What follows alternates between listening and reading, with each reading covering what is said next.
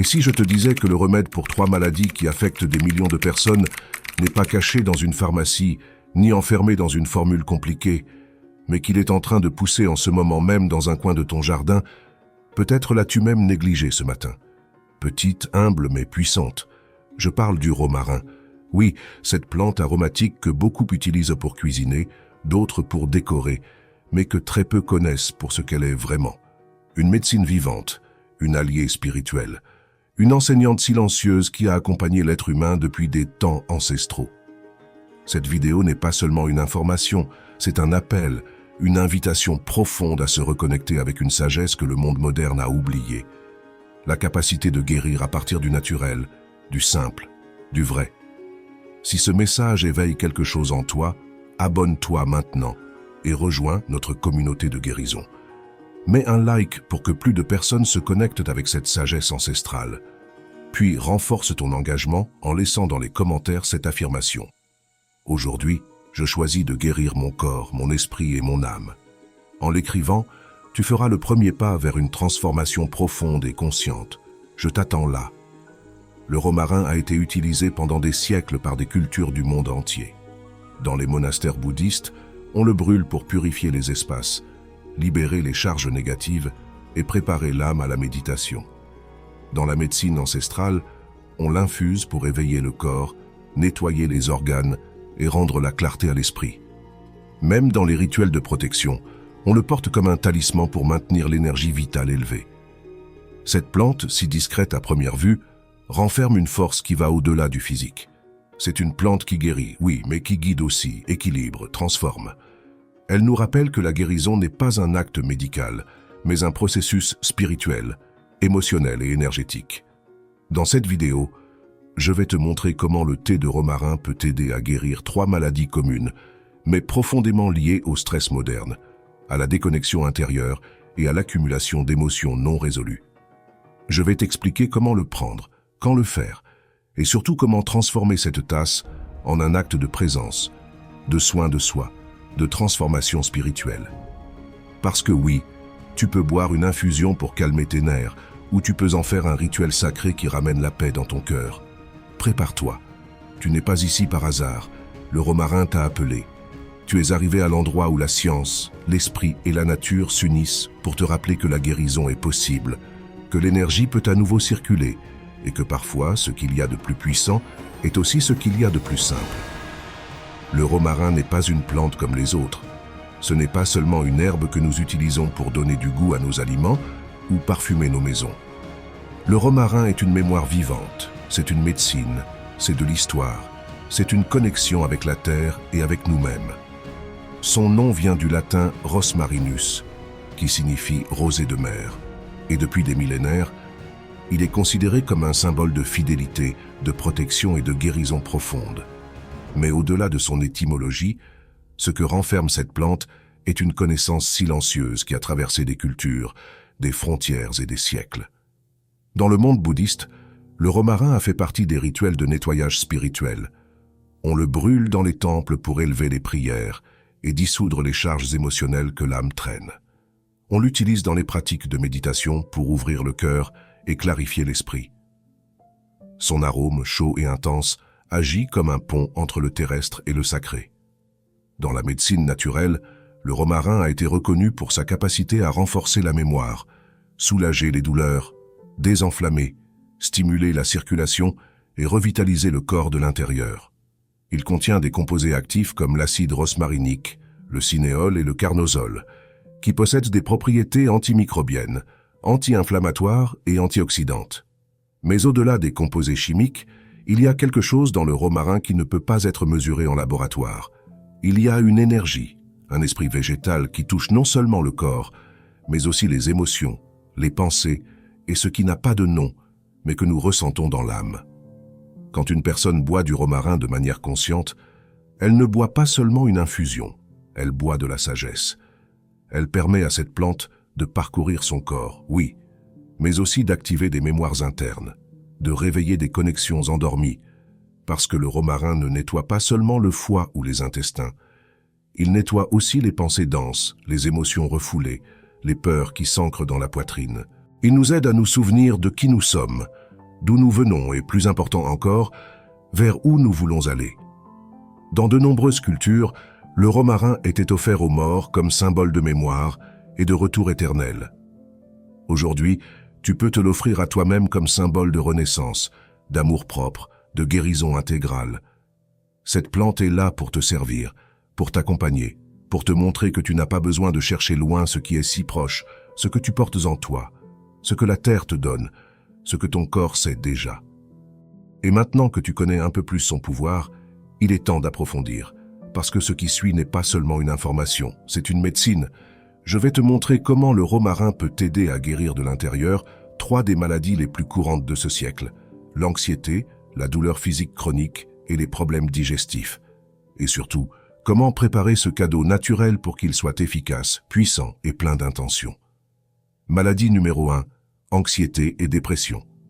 L'anxiété et la dépression ne sont pas simplement des déséquilibres chimiques ou des diagnostics cliniques. Ce sont des cris de l'âme. Ce sont des signaux que le corps et l'esprit nous envoient quand nous avons cessé de nous écouter, quand nous nous sommes déconnectés de notre centre, quand les exigences du monde extérieur ont étouffé la voix sacrée de notre intérieur. Nous vivons dans une société qui célèbre la hâte, la productivité et l'action constante, mais qui très rarement nous invite à nous arrêter, à respirer, à ressentir. Et dans ce vide, dans ce silence que nous ne nous permettons pas d'habiter, naissent l'anxiété et la tristesse profonde. Non parce que nous sommes faibles, non parce que quelque chose ne va pas chez nous, mais parce que nous sommes surchargés, parce que notre système émotionnel est épuisé. Le romarin, dans ce contexte, apparaît comme un baume, comme une plante messagère qui agit non seulement sur le système nerveux, mais aussi sur le système énergétique.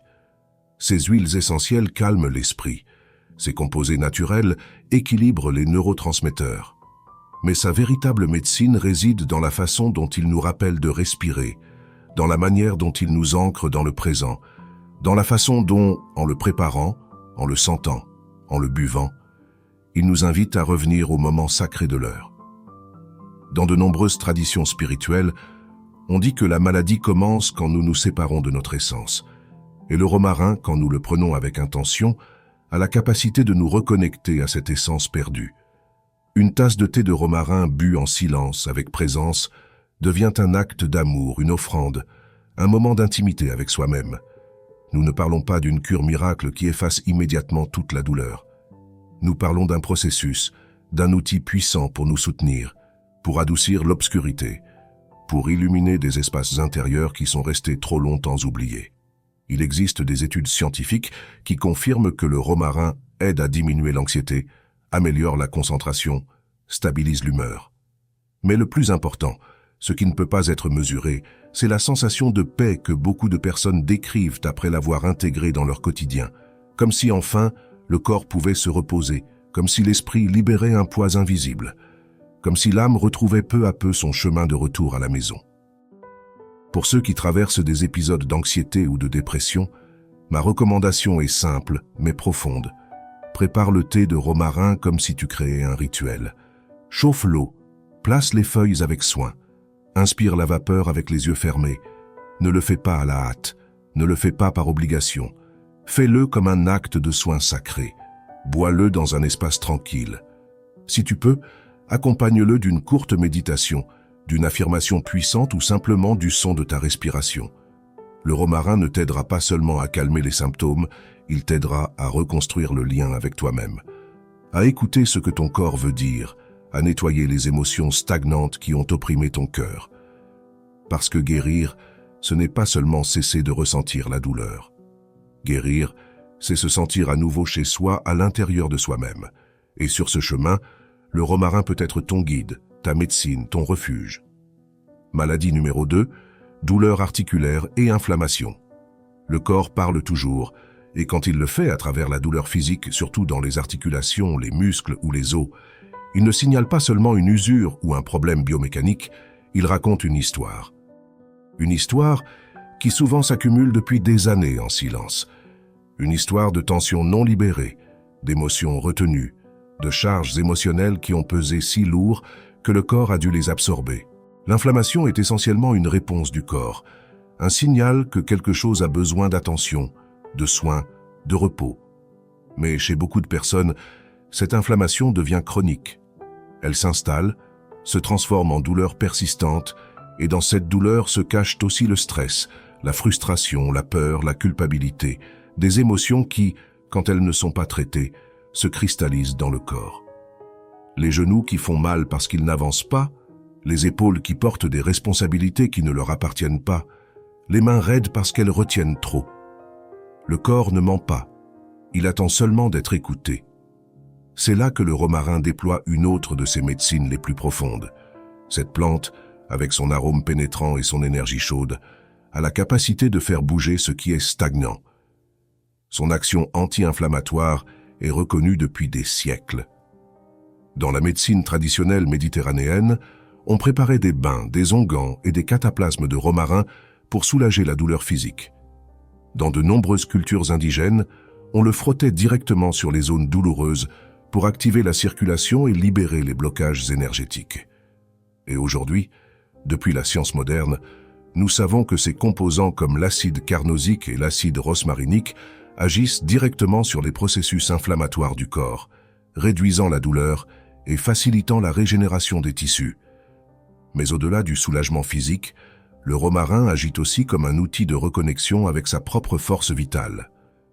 En l'utilisant, nous invitons le corps à se souvenir de sa capacité naturelle à guérir. Nous créons un pont entre le physique et l'émotionnel, parce que quand tu te permets de toucher cette partie de ton corps qui fait mal, quand tu prépares un thé ou fais une friction avec du romarin en conscience, tu ne cherches pas seulement un soulagement, tu redonnes de l'amour à une partie de toi qui a été ignorée. Pour ceux qui souffrent de douleurs articulaires ou d'inflammation, je recommande d'intégrer le romarin de deux façons. La première, par voie interne, en le prenant en infusion quotidiennement, de préférence le matin ou avant de dormir pour permettre à son action nettoyante de travailler de l'intérieur. Et la seconde, par voie externe, en préparant une décoction avec ses feuilles, en la laissant refroidir un peu et en l'utilisant en compresse tiède sur la zone affectée. Tu peux aussi ajouter cette préparation à l'eau d'un bain de pied ou du corps entier si possible. Ne sous-estime pas le pouvoir de cet acte. Plonger ton corps dans de l'eau avec du romarin, c'est te plonger dans une médecine vivante qui pénètre non seulement la peau, mais aussi l'énergie qui te soutient. Rappelle-toi ceci, la douleur qui habite ton corps porte aussi un message. Et le romarin, en entrant en contact avec toi, non seulement adoucit cette douleur, mais t'aide aussi à déchiffrer le message, à libérer ce que tu n'as plus besoin de porter, à te permettre de te sentir plus léger, plus fort, plus connecté à ton essence. Parce que guérir, ce n'est pas seulement cesser de souffrir. Guérir, c'est se mouvoir avec liberté, avec joie, avec gratitude. Et cette liberté commence quand tu donnes au corps ce que tu lui as refusé pendant si longtemps. Attention, tendresse et médecine naturelle. Maladie numéro 3, problèmes digestifs et toxines. On dit que l'estomac est notre deuxième cerveau, mais pour de nombreuses traditions anciennes, c'est encore plus que cela. C'est le centre où se digèrent non seulement les aliments, mais aussi les émotions. Là, nous accumulons ce que nous n'avons pas réussi à lâcher. Là, stagne ce que nous n'avons pas osé dire. Là, se tordent les nerfs quand la peur nous traverse, quand l'anxiété nous mord, quand la culpabilité nous consume. C'est pourquoi, quand le système digestif se déséquilibre, il n'y a pas seulement des gaz, des ballonnements ou des brûlures d'estomac. Il y a des mémoires, des histoires gardées, des charges que le corps essaie d'expulser, mais qu'il ne peut pas toujours faire seul. Et ici, une fois de plus, le romarin se présente comme une plante enseignante. Son pouvoir digestif a été honoré pendant des siècles dans tout le bassin méditerranéen, en Asie, en Amérique. Non seulement il stimule la production de bile, aide le foie à se détoxifier ou améliore le transit intestinal. Il nettoie aussi, purifie et revitalise le centre énergétique du plexus solaire. Cet endroit juste sous la poitrine où nous sentons le feu intérieur, la force personnelle, la capacité d'action. Quand ce centre est chargé, quand il y a des toxines dans le corps et dans l'esprit, non seulement des symptômes physiques comme la constipation, la gastrite ou l'indigestion se manifestent, mais nous sentons aussi que nous ne pouvons pas avancer, que quelque chose nous retient, que nous sommes lourds. Le thé de romarin, quand il est préparé avec intention, devient une purge douce, un nettoyage délicat mais puissant, Une manière de dire au corps « Je t'écoute, je t'accompagne, allons libérer ce qui ne sert plus ». Son goût amer mais chaud éveille les organes internes, allume la flamme digestive et aide le corps à circuler à nouveau. Il est idéal de le prendre après les repas, surtout si tu as traversé une période d'alimentation lourde, de beaucoup de stress ou d'émotions denses. Tu peux même le prendre à jeun dans un environnement calme pour commencer la journée non seulement avec le corps plus léger, mais aussi avec l'esprit clair et l'âme plus alignée. Dans les temples orientaux, il est courant de nettoyer les espaces avant toute pratique spirituelle. Pourquoi ne pas faire la même chose avec le corps? Avant de demander à ton cœur de guérir, avant de demander à ton esprit de se concentrer, nettoie d'abord ton centre. Nettoie ton système. Donne au corps la possibilité d'éliminer ce dont il n'a pas besoin. Et le romarin, comme bon gardien de l'essentiel, t'aide à le faire sans agression, sans lutte, avec douceur, mais en profondeur. Si tu as ressenti une pesanteur constante, des digestions lentes, des nausées fréquentes, ou si tu sens simplement que ton corps demande un nettoyage, écoute. Ton intuition est sage. Et le romarin peut être cet outil naturel que tu cherchais pour commencer un processus de purification physique, émotionnelle et énergétique. Une tasse, un moment de silence, une respiration profonde et le feu du romarin faisant son travail. Parce que quand tu nettoies le corps, tu nettoies aussi l'esprit. Et quand tu nettoies l'esprit, l'âme peut respirer. Préparer un thé ne devrait pas être un acte automatique, encore moins quand il s'agit d'une plante comme le romarin, qui agit non seulement sur le physique, mais aussi sur l'énergétique. Le moment de la préparation est en soi un rituel, une cérémonie en miniature, un pont entre toi et la médecine vivante de la Terre. Avant de commencer, prends un moment. Respire. Connecte-toi à l'intention pour laquelle tu prépares ce thé. Est-ce pour calmer ton anxiété, pour soulager la douleur de tes genoux, pour nettoyer ton système digestif? Quelle que soit la raison, donne-lui un nom. Parle à l'eau, parle au romarin.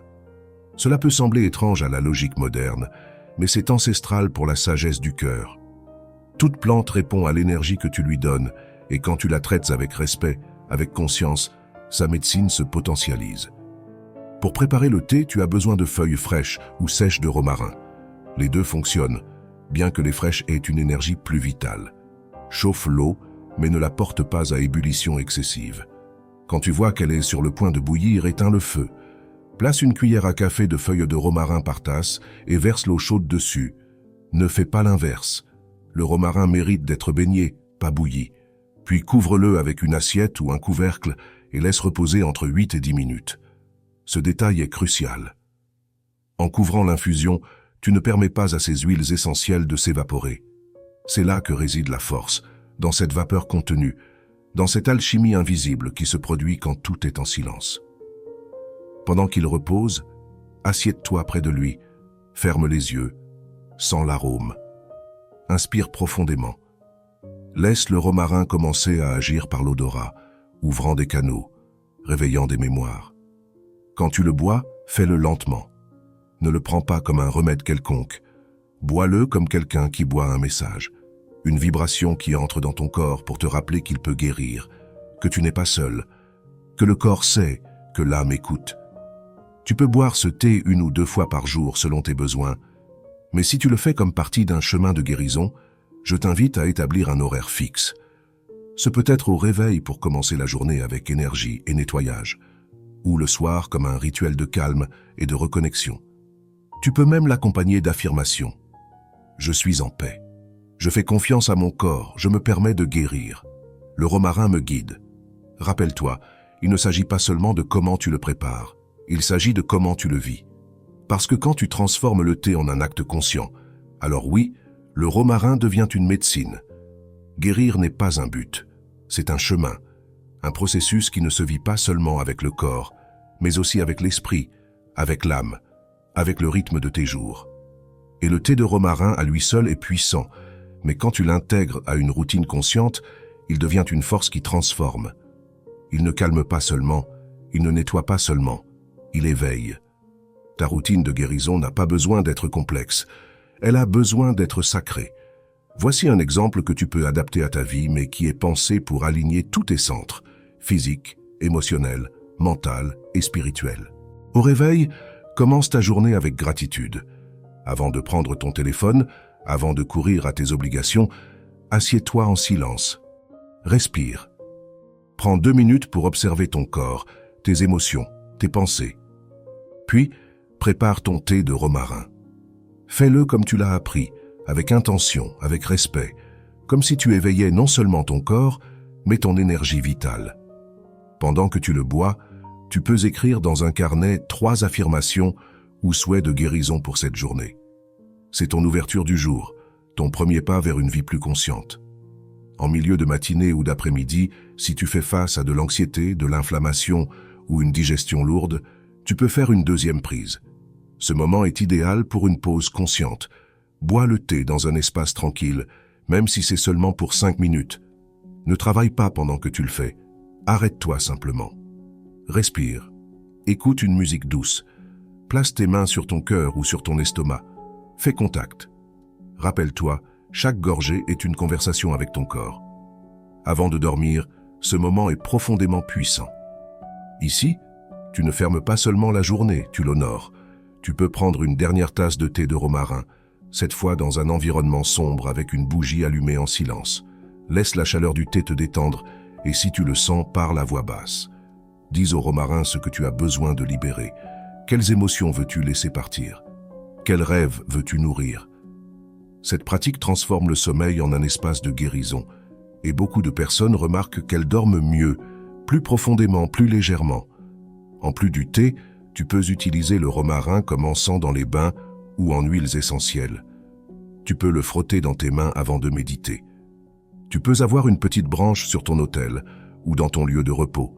L'objectif n'est pas de remplir ta vie de choses, mais de remplir ta routine de présence, d'intention, d'amour-propre. Guérir avec le romarin, ce n'est pas seulement prendre une plante, c'est prendre une décision. La décision de vivre avec plus de conscience, plus de connexion, plus de respect pour ton corps et ton âme.